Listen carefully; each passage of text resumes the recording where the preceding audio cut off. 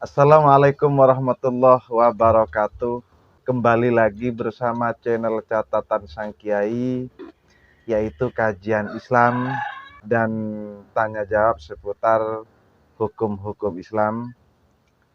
Dan kali ini channel Catatan Sang Kiai akan memberikan kisah para sahabat Nabi Muhammad SAW. Dan seperti biasa, pemateri di channel Catatan Sang Kiai yaitu Buya Dr. Ahmad Maskur LCMTHI. Monggo Buya. Bismillahirrahmanirrahim. Alhamdulillah wa sallallahu wasallam wa baraka ala sayyidina Rasulillah wa ala alihi wa ashabihi wa azwajihi wa man wala ba'du. Sejarah atau yang dikenal dalam dunia Islam adalah tarikh, dan orangnya disebut mu'arrikh, al-mu'arrikhun, para sejarawan.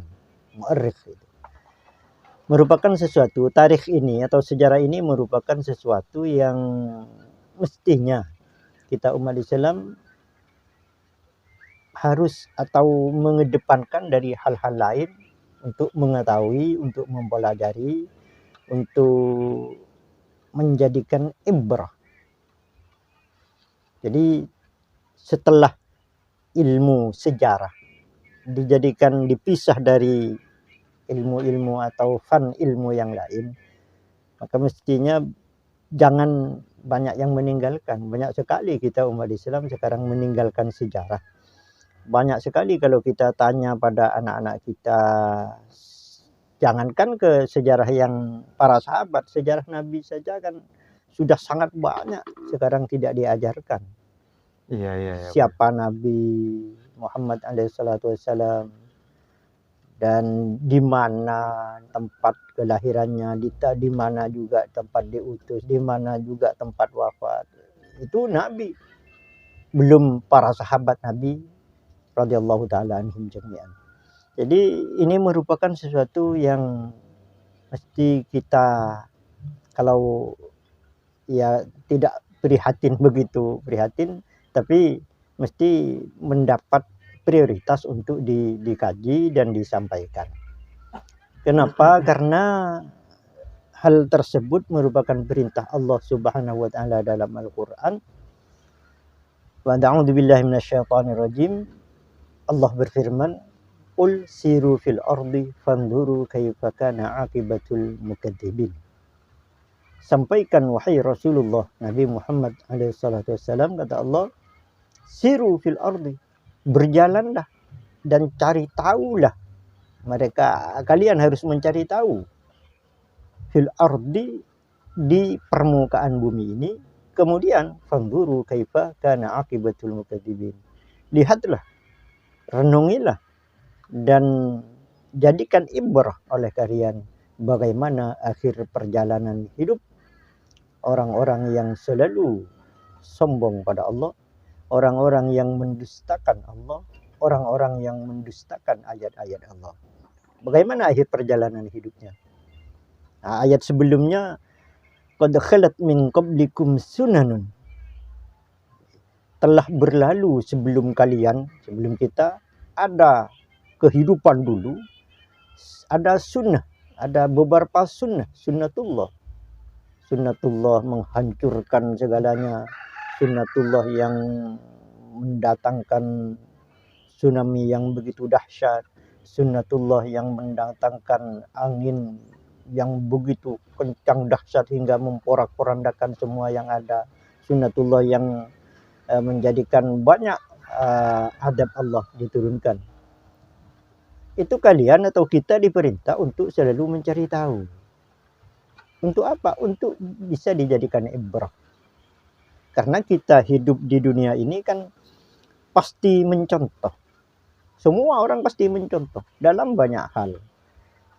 Kita makan mencontoh kita, orang-orang sebelum kita tidur mencontoh orang sebelum kita belajar juga mencontoh.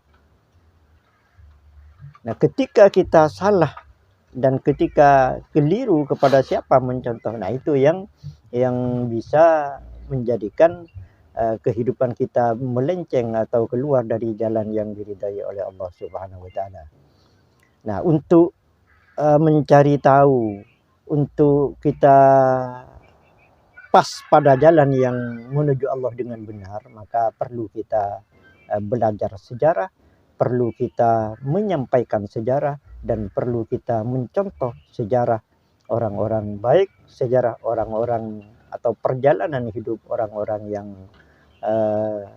memperjuangkan kebenaran, orang-orang yang memperjuangkan agama Allah dengan tepat. Itu kita perlu mencontoh sebagaimana dalam surah Al-Fatihah, satu ayat dalam Al-Fatihah, ihdinas siratal mustaqim siratal ladzina an'amta 'alaihim. Tuhan, ya Allah, tunjukilah kami pada jalan yang benar, bimbinglah dan tunjukilah kami pada jalan yang lurus, yang benar, yaitu siratal ladzina an'amta 'alaihim, jalan orang-orang yang kau telah beri nikmat mereka. Siapa yang diberi nikmat Allah? Ditafsiri di ayat lain, ulaika alladzina an'ama Allahu 'alaihim, mereka lah orang-orang yang telah diberi nikmat oleh Allah Subhanahu wa taala. Siapa? Minan nabiyyin, para nabi, dimulai dari nabi pertama hingga Nabi Muhammad alaihi wassalam. Kemudian yang kedua was-siddiqin, dan orang-orang yang siddiq, yang benar dan membenarkan. Wa ala ra'sihim Abu Bakr as-Siddiq, dan pucuk pimpinan as-Siddiqin adalah Abu Bakar as-Siddiq radhiyallahu taala anhu. Kemudian wasyuhada, dan orang-orang yang mati syahid, wassalihina, dan orang-orang saleh, orang-orang mukmin yang baik. Nah, empat ini, mereka empat macam orang ini, mereka yang telah diberi nikmat besar oleh Allah Subhanahu wa taala, sekaligus kita umat Islam harus mencontoh, harus mencari tahu, mempelajari bagaimana sirah atau perjalanan hidup mereka, sehingga kita bisa mencontoh mereka, dan pada akhirnya kita juga mendapat karunia nikmat dari Allah Subhanahu wa taala, terutama nikmat di al-akhirah, nanti di kehidupan abadi di akhirat, kehidupan yang sebenarnya. Itu kenapa kita penting mencari tahu, kenapa kita penting mempelajari sejarah orang-orang baik, orang-orang yang empat ini, al-anbiya, was-siddiqin, wasyuhada, was-salihin. Di antara yang akan kita kaji dan kita sampaikan pada kesempatan ini adalah sirah atau sejarah seorang sahabat Nabi radhiyallahu taala anhum jami'an. Kita mesti atau kita harus tahu sejarah perjalanan hidup para sahabat Nabi, apalagi Nabi alaihissalam. Jadi satu persatu bagaimana, kenapa? Karena mereka, para sahabat Nabi kan sudah tertulis dalam kitab-kitab sebelum Al-Quran. Dalam kitab Taurat ditulis sejarah mereka, sejarah kehidupan para sahabat, sejarah kehidupan Nabi Muhammad dan para sahabatnya. Dalam kitab Injil tertulis, di akhir surah Al-Fath, dzalika masaluhum fit Taurah. Jadi seperti itu masal atau perumpamaan kehidupan mereka dalam kitab Taurat, kata Allah. Wa masaluhum fil Injil, dan perumpamaan kehidupan mereka dalam kitab Injil, kazar'in akhraja syat'ahu wa azarahu fastaghlada fastawa ala suqihi yujibu zurra'a liyaghidha bihimul kuffar. Jadi sudah tertulis, sehingga memang mereka, para nabi dan Nabi Muhammad alaihissalam bersama para sahabat, yaitu memang sudah dicanangkan oleh Allah Subhanahu wa taala agar menjadi contoh dalam perjalanan hidup ini. Tapi ya sekarang kita mesti selalu berpikir, atau kalau tidak kita prihatin. Kenapa? Karena anak-anak kita sekarang ini kan sudah sangat banyak yang enggan mempelajari sejarah, sangat banyak sudah tidak mau dengan pelajaran sejarah. padahal itu sangat penting untuk dijadikan ibrah, contoh dalam perjalanan hidupnya. Jadi kalau kita tanya sekarang bagaimana sejarah sahabat yang terkenal sekalipun sudah tidak tahu mereka. Anak-anak madrasah, anak-anak sekolah dari tingkat pertama, tingkat menengah, tingkat atas itu tidak tahu. Sudah tidak diajarkan. Walaupun diajarkan ya maksimalnya simple saja.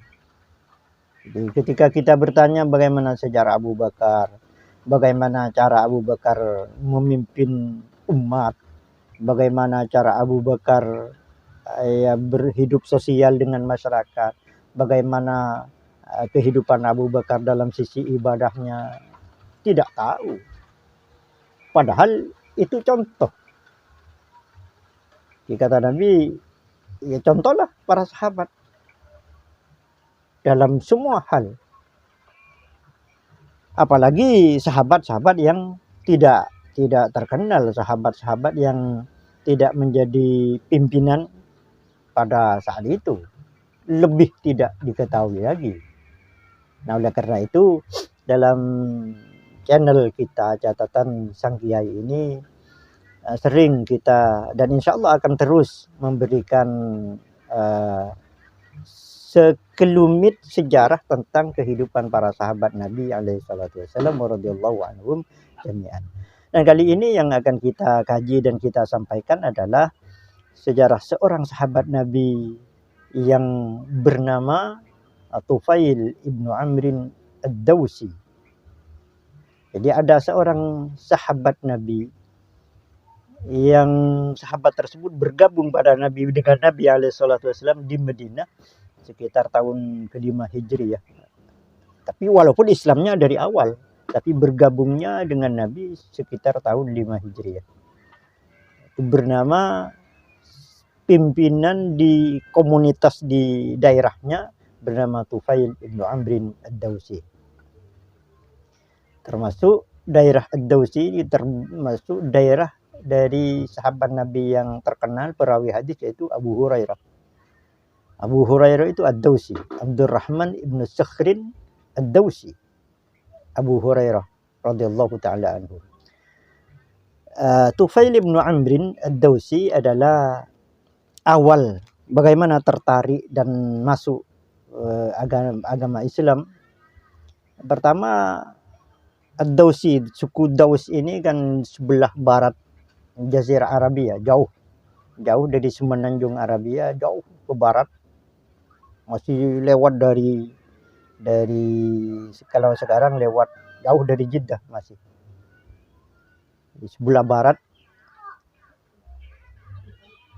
Dan masyarakat secara umum di belahan dunia kan datang ke Mekah, walaupun belum ada Islam itu datang kan, biasa orang-orang kafir dari negeri-negeri jauh datang untuk melakukan tawaf di Ka'bah, sudah terkenal, dan untuk berniaga karena Mekah ya semenanjung Arabia dikenal dengan kota dagang, dan orang-orangnya memang pedagang, termasuk Rasulullah alaihissalam juga pedagang. Iya. Pedagang antar negara.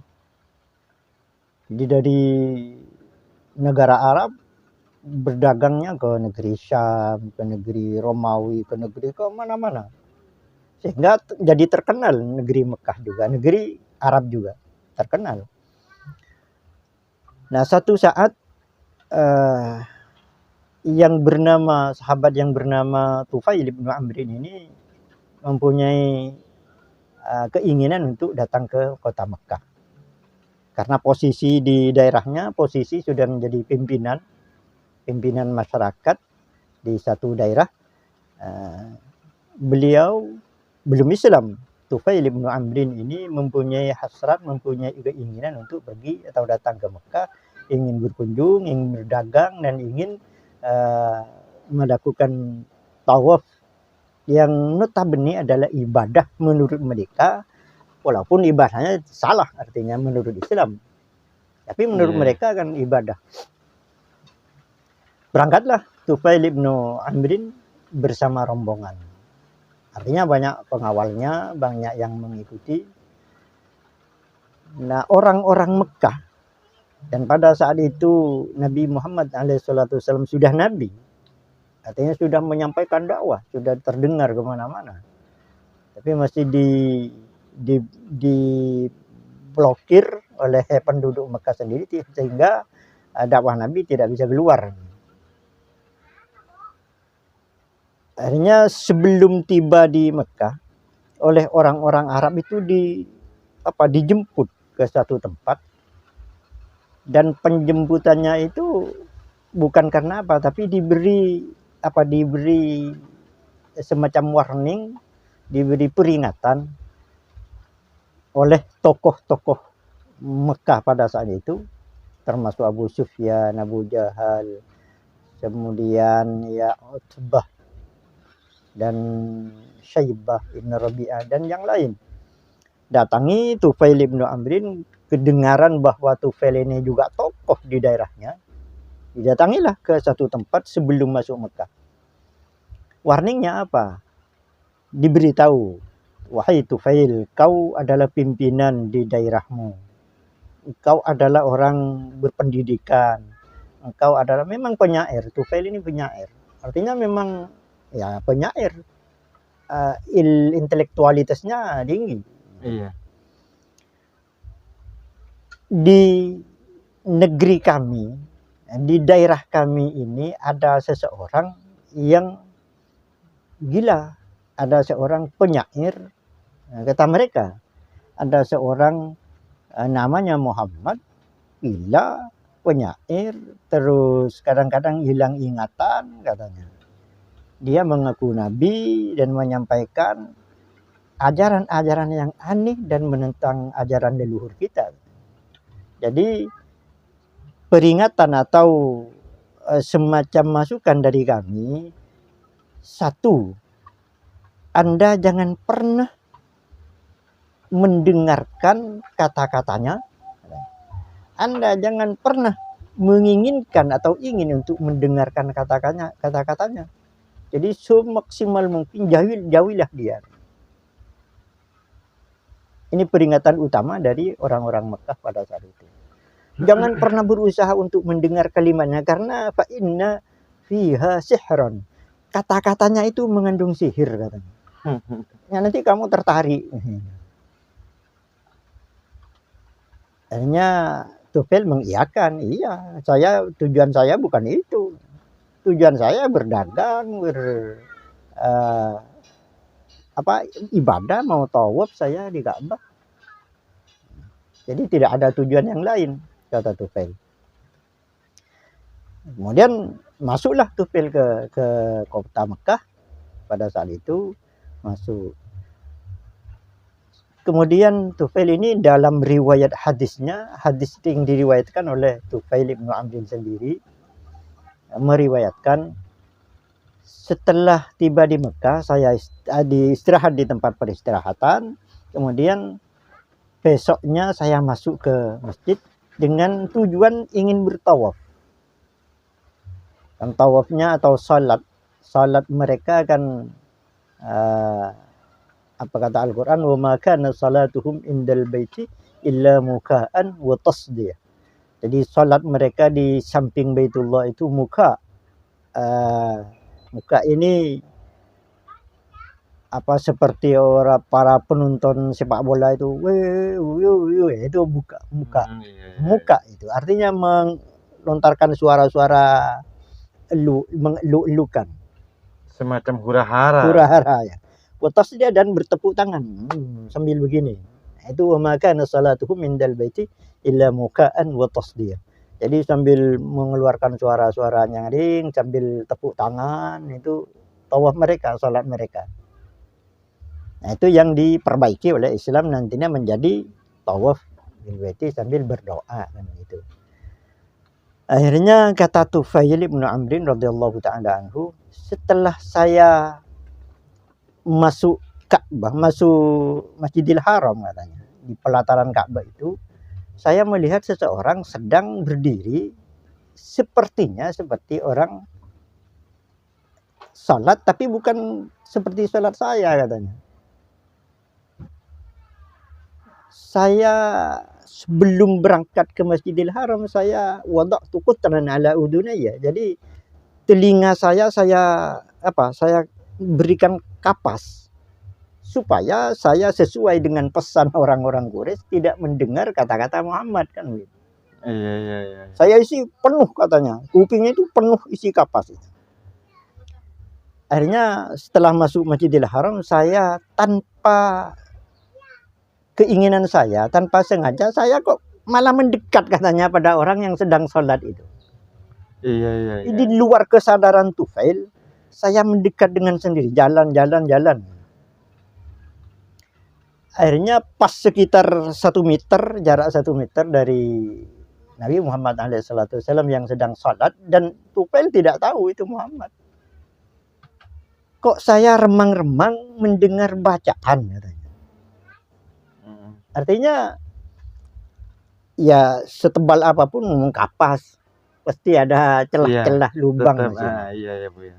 Jadi kata Tufail, saya remang-remang mendengar bacaan dan bacaan itu asing bagi saya dan saya tidak pernah mendengar tapi menyentuh hati. Kata Tufail bin Amr. Jadi kalau itu dikatakan kata orang Quraisy dikatakan sihir, ya jelas bukan. Saya penyair kan. Kalau itu dikatakan orang gila, tidak mungkin. Kalau itu dikatakan orang tidak waras juga tidak mungkin. Bacaannya indah katanya. Kemudian kata Tufail, saya lepas kapas itu, saya lepas sekalian supaya lebih mendengar. Artinya adanya penasaran berarti. Penasaran ya. Masa iya orang Quraisy melarang saya? Saya berkata pada diri saya, kata Tufail. Saya berkata pada diri saya, sakilat ka ummuka ya Tufail. Ini ungkapan biasa diucapkan oleh orang Arab. Ibumu Tufail, kamu itu, dirimu itu kan bukan orang bodoh. Saya bilang begitu pada diri saya, kata Tufail. Kamu itu bukan orang bodoh. Masa ia mau tidak boleh semua orang mengikuti begitu saja? Maka saya buka kapas itu, saya dengarkan lebih jelas. Kok semakin indah, semakin menyentuh dalam hati. Terus setelah itu, setelah Rasulullah SAW selesai, saya lakukan tawaf, kata Tufail. Dan keesokan harinya, sebelum Rasulullah sudah mengatakan sebelum Rasulullah keluar ke masjid, saya datangi ke rumahnya. Didahului oleh Tufail. Saya datang ke rumah Rasulullah, ke kediaman Rasulullah katanya, dan pas Rasulullah mau berangkat ke masjid, saya bertanya, belum mengatakan Rasulullah, ya Muhammad, inna qaumaka mana'uni. Wahai Muhammad, kaummu kok mencegah saya, melarang saya agar saya tidak boleh mendekat padamu. Ada apa katanya? Rasulullah menyampaikan sebagaimana perintah Allah Subhanahu wa taala, ya ayyuhar rasul balligh ma unzila ilaika wa illam taf'al fama ballaghta risalataka wallahu ya'simuka minan nas. Wahai Rasul, sampaikan apa yang telah diperintahkan kepadamu, sampaikan apa yang telah kami turunkan kepadamu, yaitu Al-Quran. Kalau kamu tidak menyampaikan itu, Anda berarti tidak menyampaikan perintah Allah. Dan jangan khawatir, wallahu ya'simuka minan nas. Allah yang selalu menjaga kau dari semua umat manusia.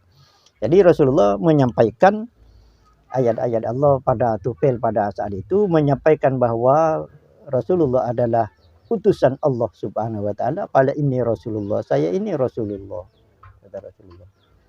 Ketahuilah bahwa saya Rasulullah dan saya diberi Al-Quran, dituruni Al-Quran oleh Allah, dan Rasulullah membacakan, yang dibacakan adalah suratul Ikhlas. Suratul Ikhlas, Qul huwallahu ahad, Allahus samad, lam yalid wa lam yulad wa lam yakul lahu kufuwan ahad.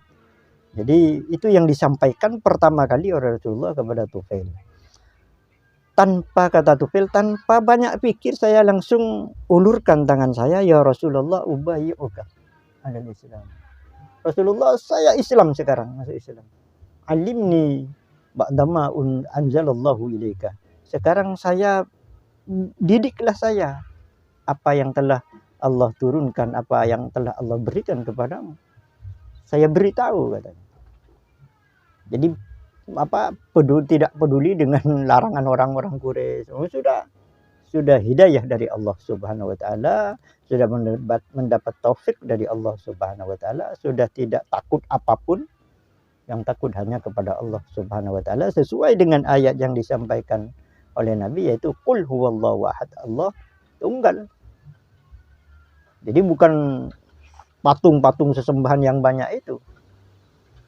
Nah, kata Tufail, sejak itu saya bermukim di Mekah selama beberapa minggu dan saya selalu mendatangi Rasulullah di kediamannya dan belajar. Iya.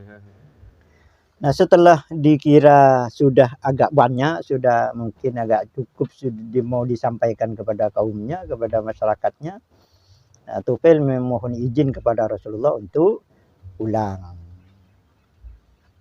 Dan Tufail bermohon kepada Rasulullah, ya Rasulullah, inna wara'i aqwam, Rasulullah, inni rajulun muttaba'. Wahai Rasulullah, saya ini termasuk orang yang diikuti banyak orang. Saya ini punya banyak kaum. Fad'ullaha li an yaj'ala li ayatan. Mohon tolong wahai Rasulullah, doakanlah saya kepada Allah agar Allah memberi ayat pada saya, semacam kalau Nabi mukjizat. Iya. Doakanlah saya, mohonkanlah saya kepada Allah, saya agar diberi semacam pedoman yang tampak, yang kelihatan. Ya kalau Nabi kan mukjizat, kalau orang wali ya karamah. Faqala Rasulullah, farafa'a yadayhi, Rasulullah angkat tangan, Allahumma ij'allahu ayah. Ya Allah, berilah Tufail ayah. Ayatan min ayatik, berilah Tufail ayat. Setelah doa Rasulullah, silakan pulang, kata Rasulullah. Pulanglah Tufail bersama rombongan. Nah, sebelum tiba di daerahnya, kata Tufail, saya setelah tiba di pegunungan di daerah saya, masuk daerah saya, tiba-tiba datanglah cahaya ada di dahi saya. Tiba-tiba sinar dahinya itu. Itu ayat yang diberi Allah Subhanahu wa taala dari doa Rasulullah alaihi salatu wasallam. Terus Tufail merasa khawatir. Wah, jangan-jangan saya ini nanti oleh masyarakat dikira sudah kualat atau apa itu. Kok datangnya kok beda ini. Faqala, Tufail berdoa kepada Allah pada saat itu pula, kata Tufail, saya mohon pada Allah, Allahumma ij'alhu fi ghairi wajhi.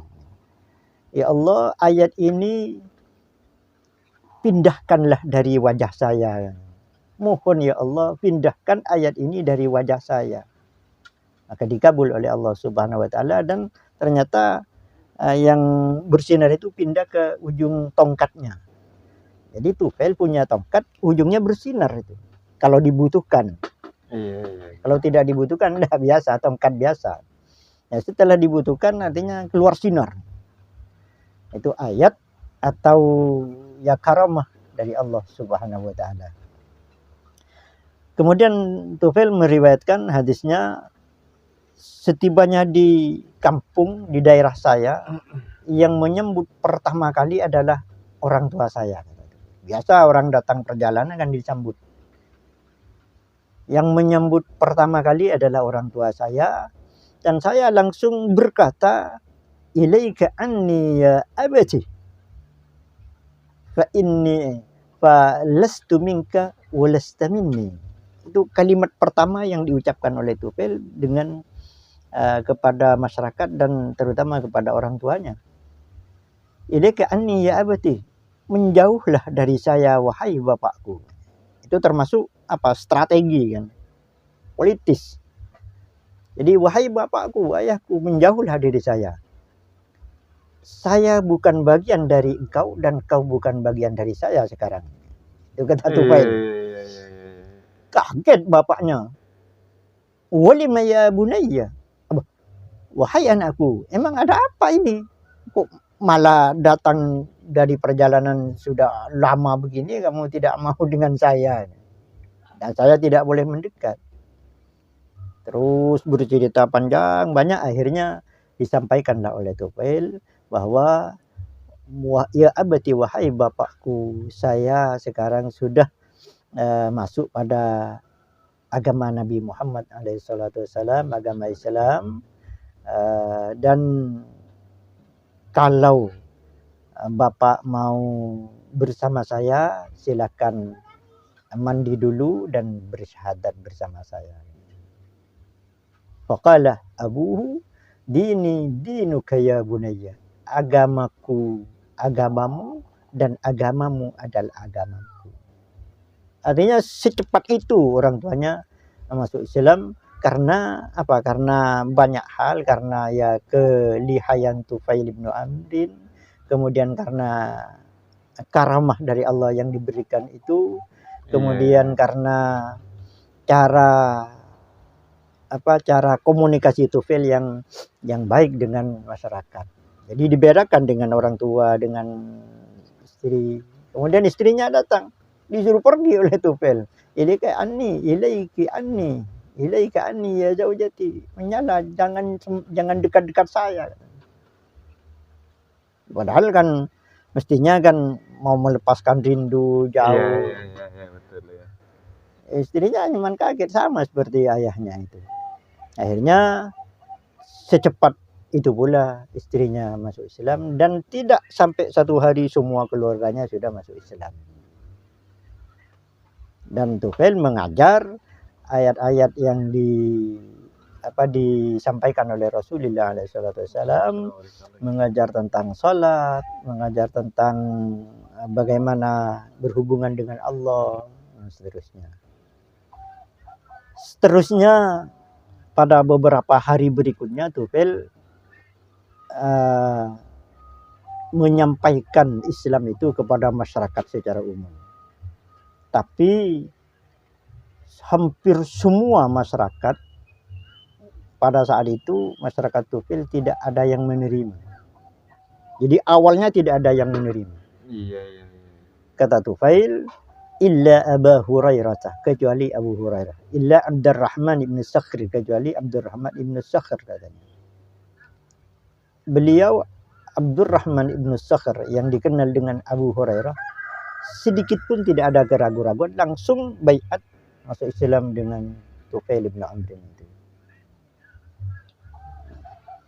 Terus mendakwakan Islam Tufail di daerahnya, tapi sangat sedikit, minim sekali orang yang menerima.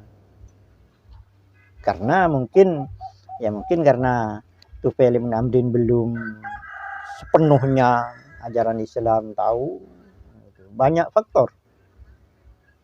Nah, karena dirasa setelah beberapa bulan Tufail bin Amrin merasakan sudah tidak ada hasilnya, maka berkeinginan Tufail untuk pergi atau datang ke Mekah lagi bersama rombongan yang lebih banyak, dan rombongan itu sudah muslim semua. Termasuk orang tuanya, termasuk Abu Hurairah, termasuk istrinya, anak-anaknya, dan kerabatnya. Jadi rombongan besar dan sudah Islam untuk berbaiat langsung dengan Rasulullah SAW. Berangkatlah Tufail bersama rombongan ke Mekah, dan pada saat ini tujuannya bukan seperti yang awal, tapi tujuannya adalah Rasulullah SAW. Nah, setibanya di Mekah tidak kemana-mana, tapi langsung pada Rasulullah. Dan sebelum Rasulullah mempersilahkan mereka rombongan itu duduk, Rasulullah langsung bertanya. Jadi Tufail langsung ditanya oleh Rasulullah, "Madza wara'aka ya Tufail?" Tufail, kenapa kok datang sekarang ini? Ada apa di daerahmu? Rasulullah sudah secara diplomasi bertanya seperti itu. Memang di belakangmu itu, di daerahmu itu ada apa kok sekarang tiba-tiba datang kamu itu? Dan yang dibawa ini semua. Maka Tufail menjawab, inna fiha quluban qasiyatan ya Rasulullah. Mereka masyarakat kami adalah masyarakat yang hatinya pada keras semua wahai Rasulullah. Tidak mau dengan Islam. Jadi rata-rata tidak ada yang mau. Mohon didoakan wahai Rasulullah. Ketika itu pula Rasulullah mengangkat tangan dan Abu Hurairah langsung hatinya tersentak. Oh, jangan-jangan didoakan adab oleh Rasulullah. Jangan-jangan seperti kaum-kaum sebelumnya, seperti Nabi Nuh umpama. Nabi Nuh kan mohon kepada Allah agar semua orang yang tidak mau dihancurkan. Iya. Atau seperti nabi-nabi atau tokoh-tokoh sebelumnya. Di Abu Hurairah hatinya mudah-mudahan Rasulullah tidak mendoakan adab. Tapi apa yang diucapkan oleh Rasulullah? Rasulullah angkat tangan, Allahumma didausan. Allahumma didausan. 3 kali Rasulullah berdoa, Allahumma didausan. Ya Allah berilah hidayat orang-orang Daus. Ya Allah berilah petunjuk orang-orang suku Daus.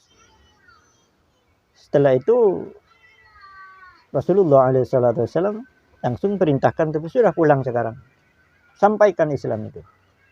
Artinya tidak lama Tufail itu tidak belajar agama apalagi tidak. Sudah sampaikan Islam, sudah kami mohon kepada Allah Subhanahu wa taala. Pulanglah Tufail bersama rombongan. Sebelum tiba di daerahnya sudah banyak orang datang menyambut dan mau masuk Islam. Iya. Tidak, kata Tufail, tidak tersisa serumah pun tidak tersisa di masyarakat Daus itu yang tidak masuk Islam. Semua masuk Islam. Nah, sementara di Mekah sendiri masih Rasulullah masih ditolak. Iya. Belum banyak orang yang masuk Islam di Mekah pada saat itu. Artinya secara mayoritas lebih banyak suku Daus Suku berarti. Daus banyak, ya. Iya. Nah, setelah itu datanglah dari Madinah orang masuk Islam. Akhirnya di Madinah lebih banyak juga. Sehingga secara strategi itu persiapan Rasulullah atau orang-orang Mekah pindah ke daerah-daerah tersebut, ke Daus, ke Madinah. Walaupun pada akhirnya perintah Allah Subhanahu wa taala jatuh pada Madinah agar Nabi SAW hijrah ke Madinah. Iya. Sehingga Madinah dinamakan kota hijrah, kota tempat hijrah Nabi SAW. Seterusnya setelah Islam berjalan di suku Daus itu, di daerah Daus, jadi semakin kuat. Di beberapa bulan ada yang diutus, yang dikirim oleh Tufail dia ke Mekah untuk belajar pada Rasulullah. Akhirnya pulang membawa ajaran, yang membawa kalimat-kalimat Allah, membawa Al-Quran. Terus beberapa bulan terus begitu sampai Rasulullah hijrah. Sampai Rasulullah hijrah, Islam tetap semakin meluas di suku Daus, di Madinah. Akhirnya kata Tufail, saya hijrah ke Madinah setelah Rasulullah 5 tahun ada di Madinah. Iya. Pindah. Tufail bin Amrin sekeluarga bersama Abu Hurairah pindah ke Madinah, dan Tufail bin Amrin memohon kepada Rasulullah, ya Rasulullah, ij'alna ala maimanatika fi kullil ghazawat. Ya Rasulullah, kami mohon, kami sekeluarga dan orang-orang kami mohon agar kami diletakkan di sayap kanan di setiap peperangan Engkau. Jadi yang diminta bukan apa, minta jadi pasukan sayap kanan langsung. Iya. Ya, oleh Rasulullah diberikan kesempatan, silakan. Jadi setiap peperangan Rasulullah pasti sayap kanannya itu ada Tufail bin Amr. Jadilah pahlawan. Di Tufail bin Amr bersumpah, saya dan anak-anak saya harus membaktikan jiwa, raga, harta semuanya untuk perjuangan Islam. Di semua anak-anaknya, saudaranya ada di sayap kanan Rasulullah SAW. Artinya betul-betul jihad. Betul-betul jihad yang sesungguhnya. Iya. Hingga pada masa Nabi SAW, mereka Tufail bin Amrin dan anak-anaknya dan saudaranya menjadi ya pahlawan yang selalu membela Islam, membela Rasulullah SAW, memperjuangkan agama Allah Subhanahu wa taala. Setiap peperangan Rasulullah selalu ikut dan selalu mendapat kemenangan. Dan keadaan tersebut setelah Rasulullah wafat, artinya 5 tahun bersama Rasulullah di Madinah, Rasulullah wafat. Akhirnya kepemimpinan Islam kan diganti oleh Abu Bakar As-Siddiq radhiyallahu taala. Tetap Tufail dan rombongan yang dari awal itu tetap bersama Abu Bakar dalam pasukan jihad, pasukan perang. Pada saat Khalifah Abu Bakar radhiyallahu taala anhu mau memerangi Musailimah Al-Kadzab itu yang mengaku nabi, sebelum berangkat Tufail mimpi. Ini wa'aitu ru'ya. Tadi malam saya mimpi, mohon ditafsiri. Apa mimpinya? Saya mimpi kepala saya dicukur botak, dibotakin, dan ada burung keluar dari mulut saya. Kemudian saya didatangi wanita dan saya ditelan hidup-hidup, dimasukkan dalam perutnya. Kira-kira apa tafsirannya itu? Terus ada yang memberi penafsiran, kalau yang dicukur botak berarti kepalamu akan dipenggal. Kemudian yang burung keluar dari mulut itu artinya rohmu keluar. Kemudian kau yang dimasukkan dalam perut wanita berarti kau akan dimasukkan dalam perut bumi. Pada saat itu pula Tufail sujud syukur. Itu mau mati itu sujud syukur. Yang menafsiri Abu Bakar sendiri? Bukan. Orang sahabat juga, tapi yang biasa mentafsiri mimpi itu. Iya. Yang biasa mendapat apa ya semacam ilmu dari Rasulullah SAW. Karena Rasulullah bukan tiap hari tapi sering sekali kalau habis salat subuh kan bertanya pada sahabat. Barangkali ada yang mimpi apa tadi malam. Biasa Rasulullah seperti itu, ditafsiri. Nah, sahabat yang mentafsiri mimpi Tufail itu ya sahabat yang biasa mendapat ilmu dari Rasulullah SAW tentang tafsir ru'ya itu. Akhirnya Tufail bin Amr sujud syukur, alhamdulillah, mudah-mudahan saya betul-betul mati syahid. Berangkatlah perang bersama anaknya dan kaumnya itu. Ya ternyata benar apa yang dimimpikan. Jadi kutila syahidan Tufail bin Amrin, mati syahid, dan betul-betul seperti yang dalam mimpi itu, dipotong kepalanya, syahid radhiyallahu taala anhu arda. Dan pada perang itu juga anaknya yang bernama Amrin, ya Amr bin Tufail juga. Amr bin Tufail bin Amr punya putra namanya, jadi pahlawan juga, Amr bin Tufail bin Amr artinya. Iya. Dalam perang itu tangan kanannya terpotong. Nah, sabetan pedang terpotong hingga berperang menggunakan tangan kiri. Yang Amr itu ya. Yang Amr bin Tufail, anaknya. Iya, anaknya. Tapi tidak wafat. Tidak mati, hanya kehilangan tangan itu. Jadi Amr bin Tufail kehilangan ayah dan kehilangan tangan satu itu. Iya, karena berperangnya kan bersamaan pada waktu itu. Iya, pada waktu itu. Sehingga sejak itu dalam periwayatan hadis, Tufail bin Amrin itu dikenal dengan gelar atau diberi gelar Syahid Abu Syahid. Iya. Jadi syahid dan bapak orang syahid. Iya. Anaknya Syahid ibnu Syahid. Dalam perawi atau sanad hadis itu seperti itu. Sampai kalau putranya yang bernama Ammar bin Tufail hidup terus pada masa Khalifah Umar bin Khattab, terus pada masa Khalifah Utsman, dan terbunuh di perang bersama negeri Romawi itu, perang Yarmouk. Syahid juga. Nah, ini perjalanan atau sekilas perjalanan hidup para sahabat Nabi alaihi salatu wassalam radhiyallahu anhum. Jadi mereka mendarma baktikan jiwa, raga, dan harta untuk perjuangan di jalan Allah Subhanahu wa taala, karena tujuan mereka bukan kehidupan di dunia, tujuan mereka adalah kehidupan akhirat yang abadi. Jadi mereka tidak begitu tertarik dengan kehidupan di dunia ini, dengan kemewahan dunia. Jadi ketertarikan mereka fokus pada kehidupan di akhirat bersama Rasulullah Sallallahu Alaihi Wasallam. Ini yang perlu dicontoh oleh kita umat Islam. Walaupun tentu saja ya bukan berperang kan, bukan seperti itu. Artinya bagaimana kita berjihad, jihad dalam ilmu, jihad dalam hal ekonomi, jihad dalam banyak hal dari semua sisi kehidupan kita. Jadi jihad itu kan wajahidu bi amwalikum wa anfusikum. Berjuanglah dengan harta, dengan jiwa.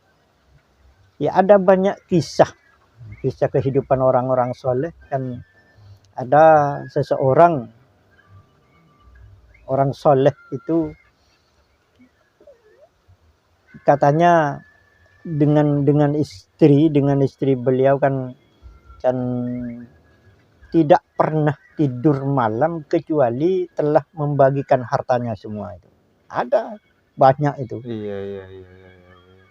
Ada orang soleh yang tidak bisa tidur sebelum membagikan hartanya, sangat banyak itu.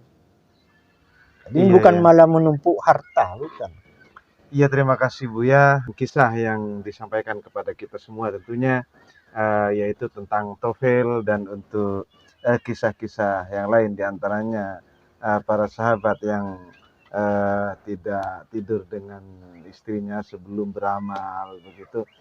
Mungkin di lain waktu saja Buya, tidak sekarang. Di antaranya yang perlu dipetik oleh kita semua, di mana cara Tofel mengajak dan berjuang di agama Islam, dan bagaimana Tofel berjuang dengan jiwa dan raganya, sehingga ada kalimat yang sampai sekarang itu perlu dipetik oleh kita, bahwa Tofel saking senangnya mati di dalam jihad fisabilillah, sehingga sebelum meninggal pun, sebelum mati pun, Tofel bersujud syukur.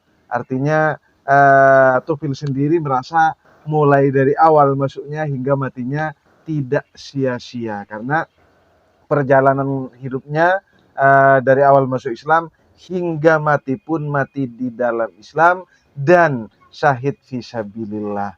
Demikian pemirsa yang dapat dipetik oleh cerita singkat tentang Tofel, dan itu hanya bagian kecil dan sudah kita simak bersama. Mudah-mudahan mendapatkan hikmah, mendapatkan manfaat, mendapatkan potongan-potongan dari kisah yang disampaikan oleh Buya Dr. Ahmad Maskur tadi. Demikian channel Catatan Sang Kiai. Assalamualaikum warahmatullahi wabarakatuh. Alhamdulillahi Rabbil Alamin.